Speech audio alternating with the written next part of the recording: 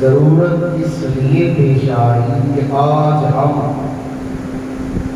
قرآن سے دور جا چکے ہیں، قرآن سے بیگانگی، قرآن سے لا تعلقی یہ بالکل ختم ہوئی نظر آ رہی ہے۔ ضرورت اس بات کی ہے کہ ہم اپنا رخ قرآن کی طرف کر دیں، قرآن کے فیوض و برکات حاصل کرنے کی کوشش کریں۔ وقت کی قلت کے پیش نظر میں نے دو چیزیں آپ کے سامنے بیان کرنی ہیں اور اس کے بعد علامہ مفتی امانت علی جلالی صاحب کا شاندار خطاب ہوگا، وہ بھی آپ نے سننا ہے۔ توجہ کریں کہ قرآن پاک ہمارے لیے کیا پیغام لایا، قرآن نے ہمیں کیا درس دیا۔ قرآن کے 4 مراتب ہیں، یا یوں سمجھ لیں کہ قرآن کے 4 تقاضے ہیں۔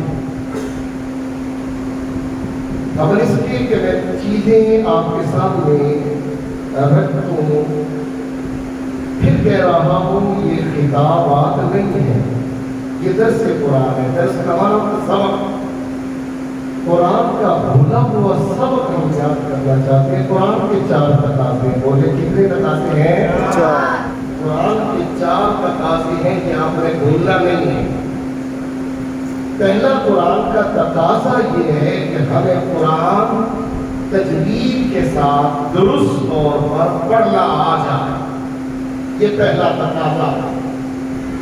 آج ہمیں قرآن درست طور پر پڑھنا آتا نہیں، تجوید کے ساتھ، حروف کی صحیح ادائیگی کے ساتھ قرآن بڑے بھی پڑھے چھوٹے بھی پڑھے، اور یہ مبالغہ ذہنوں سے نکال دے کہ ہماری عمر تو ختم ہو گئی، اب بچے قرآن مسجد میں جا کر قاری صاحب سے پڑھے، یہ غلط فہمی ذہن سے نکال دیں۔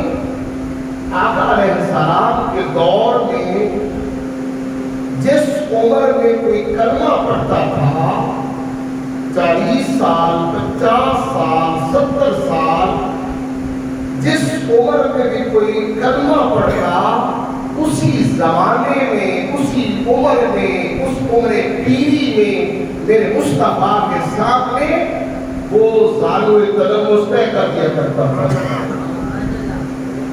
جہاں بچے آپ کے قاری صاحب سے پڑھ رہے ہیں، وہی خود قرآن کو درست کرنا شروع کریں۔ اس کو بولتے ہیں تعلیم بالغہ۔ یہ قرآن کا پہلا تقاضا ہے کہ قرآن کو آپ نے درست کرنا۔ اور دوسرا قرآن کا تقاضا یہ ہے کہ قرآن کے معانی سمجھیں، قرآن کے ترجمے کو سمجھیں، قرآن کے مطالب کو سمجھیں، قرآن کے پیغام کو سمجھیں کہ قرآن ہمیں کیا کہہ رہا ہے۔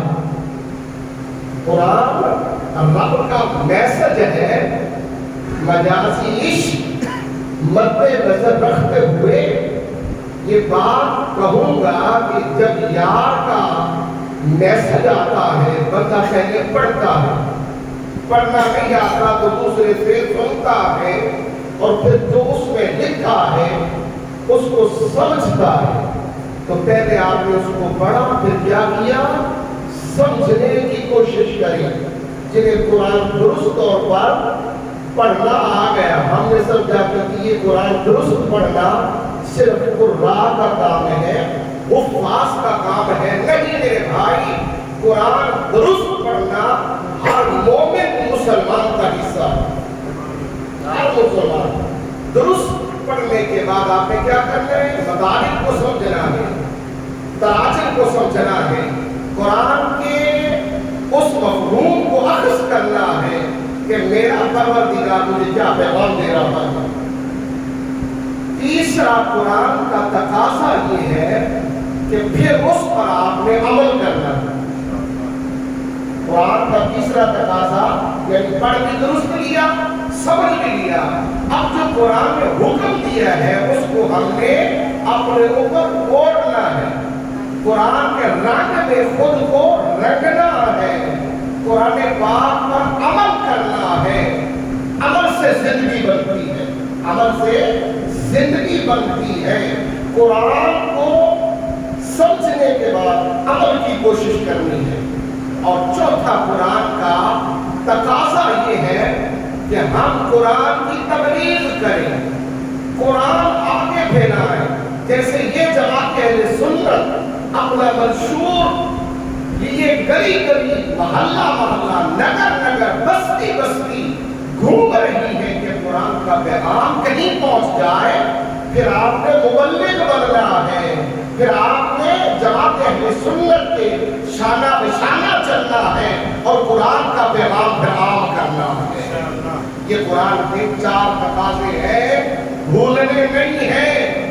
अब देखिए कुरान है क्या? कुरान खालिक नहीं है, कुरान मखलूक भी नहीं है।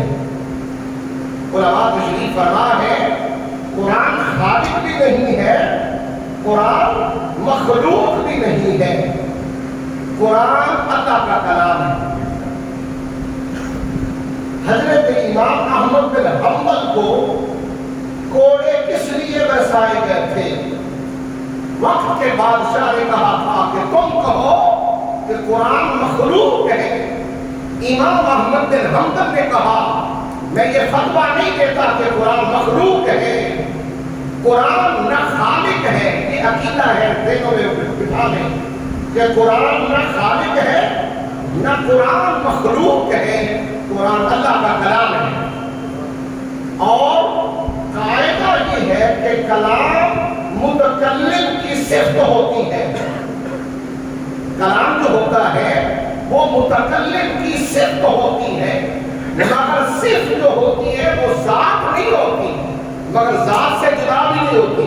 मुफ्ती साहब, कलाम मुतकल्लिम की सिफ्त होती है, सिफ्त को जात नहीं कहते मगर जात से जुदा भी नहीं होती। या यूं समझ ले सिफ्त जो होती है ना वो ऐन होती है ना वो गैर होती है। सिफ्त जो होती है ना वो ऐन होती है ना वो जात की गैर होती है। फिर सिफ्त होती क्या है? हजरात गिरामी कदर सिर्फ उसके साथ जुड़ी होती है, सिर्फ मुतकल्लिम के साथ या जिसकी वो सिफ्त है वो उसके साथ मौसूफ के साथ जुड़ी होती है। बरबला मुझे कहने दो, कुरान है अल्लाह का कलाम। अगर कुरान को सीने में जगह देगी तो आपने सिर्फ कुरान को सीने में जगह नहीं दी बल्कि रब्बे रहमान की अनवारों तजल्लियात को सीने में जगह दी।